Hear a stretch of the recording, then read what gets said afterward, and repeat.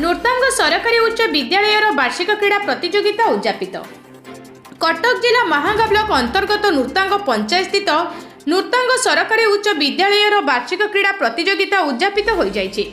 आयोजित पुरस्कार वितरण उत्सव में विद्यालयर भारप्राप्त प्रधान शिक्षयित्री निर्मला प्रहाराजंक सभापतित्व में मुख्य अतिथि भाव डाक्टर सूर्यप्रकाश शिवनारायण चौधरी, मुख्य वक्ता भाव शिक्षाविद माधव चंद्र पंडा, सम्मानित अतिथि भाव प्राक्तन प्रधान शिक्षक तारिणी प्रसाद पुहाण, प्राक्तन शिक्षक जटाधारी पति, रमेश चंद्र दास, क्षीरचंद्र प्रधान, विद्यालय परिचालना कमिटी सभापति भाग्यधर साहू प्रमुख जोगदे क्रीड़ा हेउछि शिक्षार एक अंग।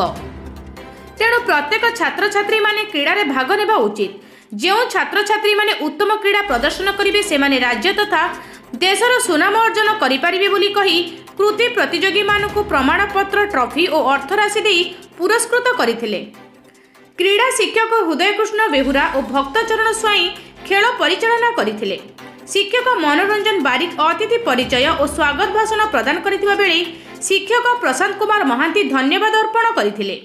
उक्त कार्यक्रम में अजय शांति, सुपन्या मंडल, मनस्मिता साहू, शोभांजलि साहू, विष्णुचरण साहू, सुरेश चंद्र षडंगी, त्रिलोचन बराल, सरस कुमार साहू समेत विद्यालय परिचालना कमिटीर सदस्य माने उपस्थित रही सहयोग करथिले। एही अवसर में विद्यालयर छात्र छात्री द्वारा संगीत और नृत्य परिवेषण करा जायथिला। एही परिप्रेक्षी में मुख्य अतिथि श्री चौधरी विद्यालयर एक नूतन मंडप को उद्घाटन करथिले। कटकरू रमेश साहू रिपोर्ट, सूर्यास्त न्यूज।